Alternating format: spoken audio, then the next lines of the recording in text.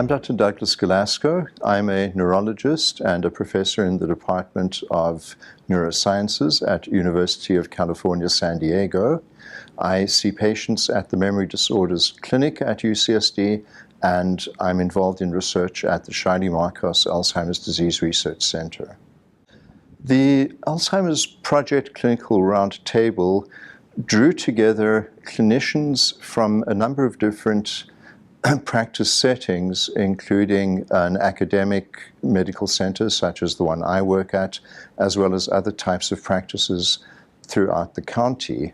The goal was to get us to talk and to review practices, materials, guidelines that were already out there, and to come up with something that would be supported with as much evidence as possible, and that also would be reasonable and feasible for physicians to implement.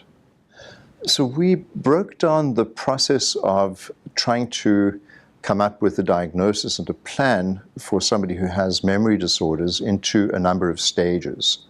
The first stage is to figure out whether one should go down a very detailed pathway or not, and we reviewed materials regarding screening for memory and other cognitive disorders in the elderly.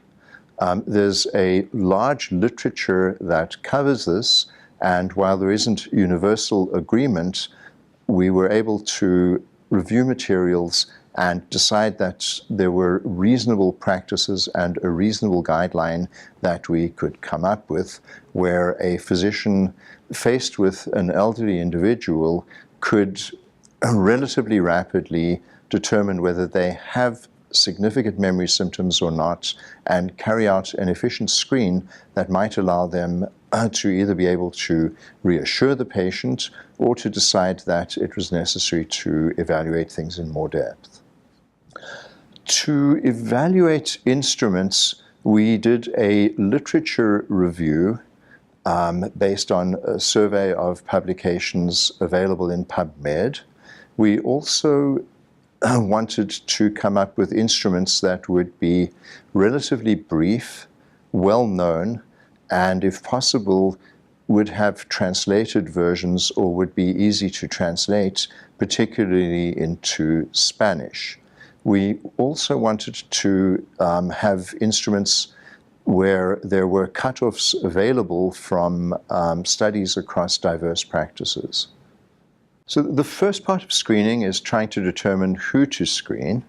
The Medicare wellness evaluation for people aged 65 and older does suggest that some level of cognitive screening should be done annually on everybody over the age of 65, but doesn't describe the process in much detail.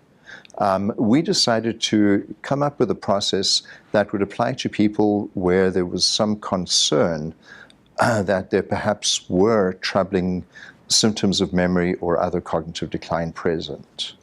One starting place for this is a set of symptoms that was developed through the Alzheimer's Association a number of years ago that has been called the 10 warning signs. Using questions from the 10 warning signs would be one approach to trying to figure out if there have been significant changes or not.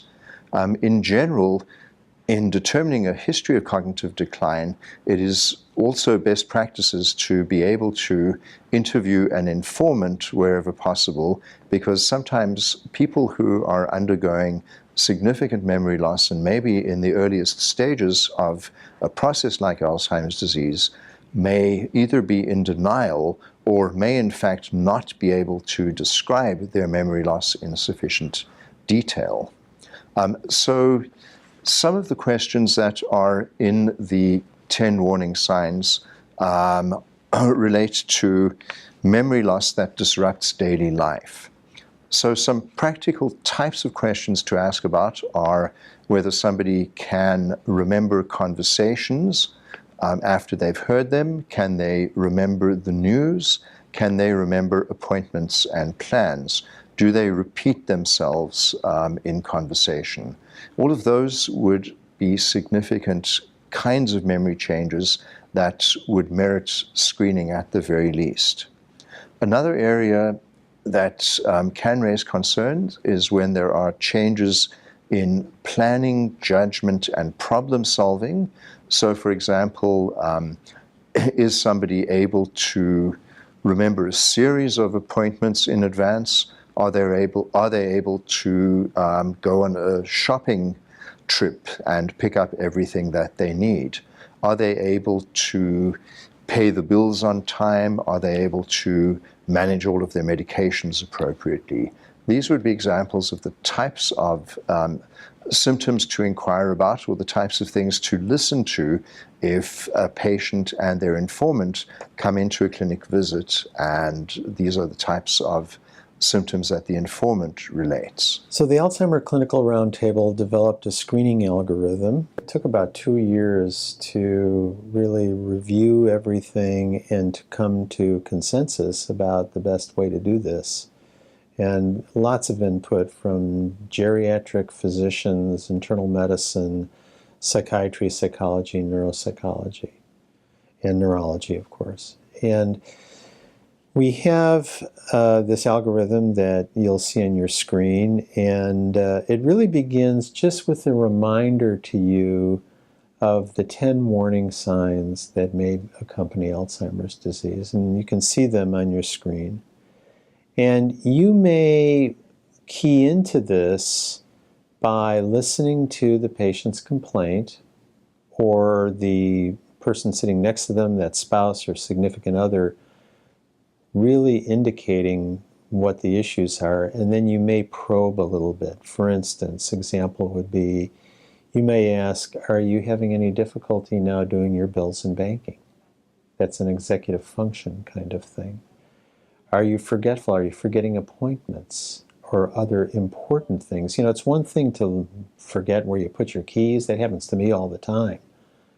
It's another thing to forget that you had an appointment, or that you forgot to pay your bills, or things of that nature.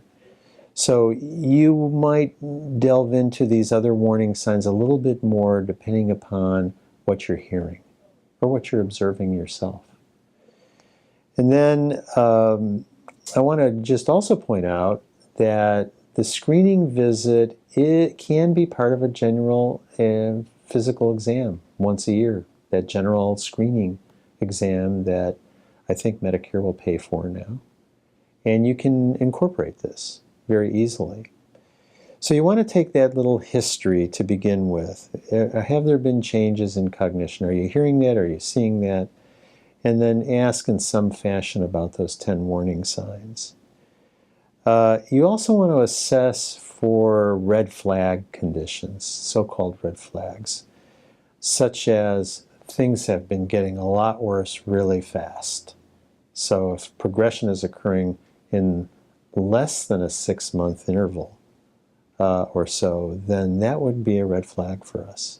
That could indicate potentially a cognitive change from a brain tumor, for instance.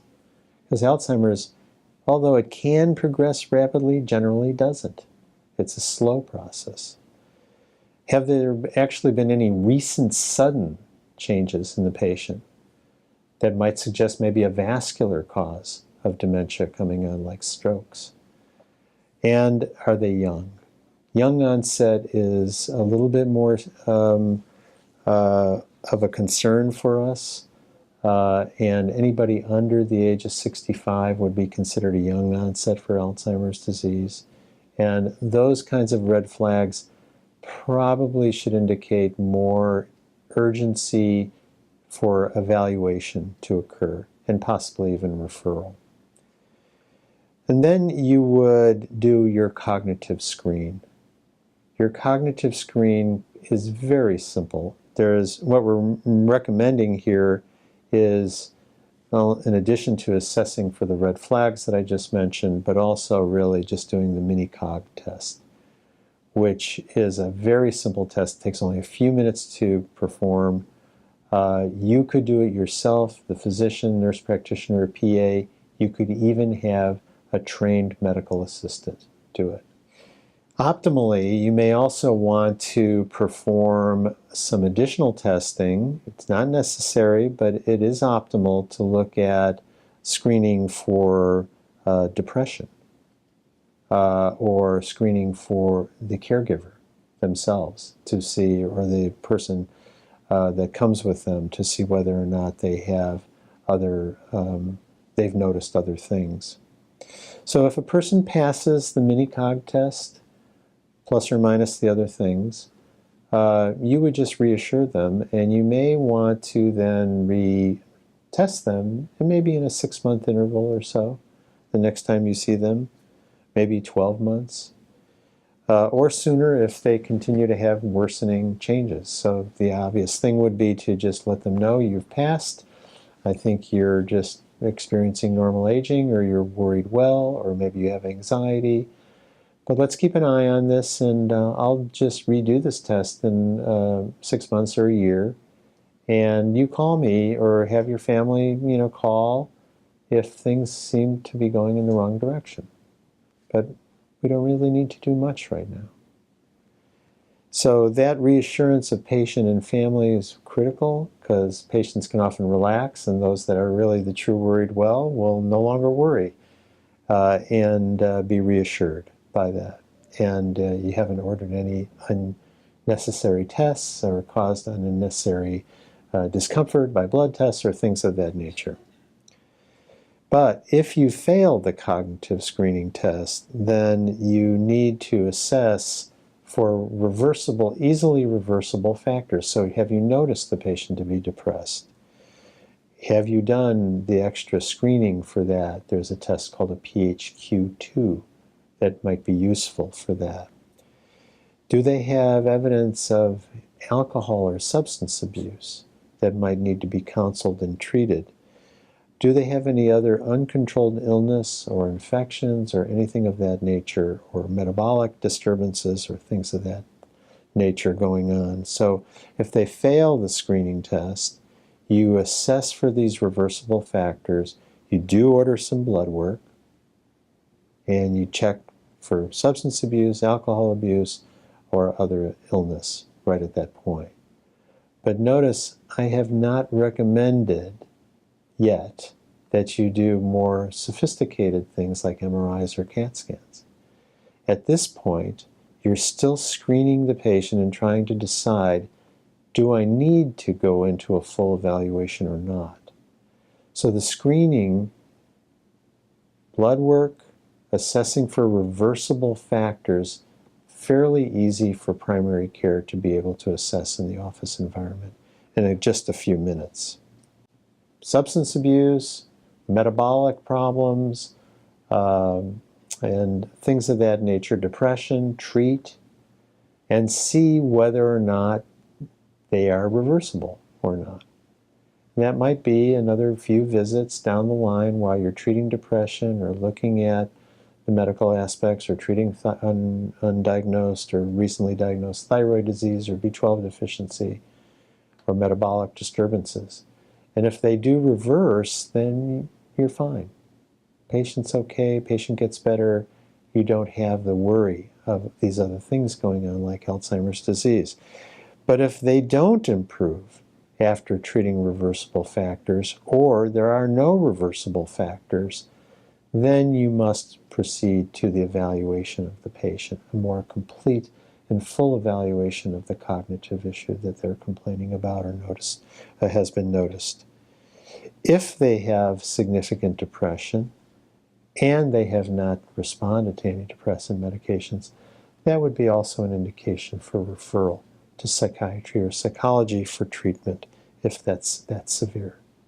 Because that still could be masquerading in terms of the memory loss being a pseudodementia, or it might be part and parcel of a dementia as well. So referral for severe depression, especially not severe depression or depression not responding to medication, extremely important.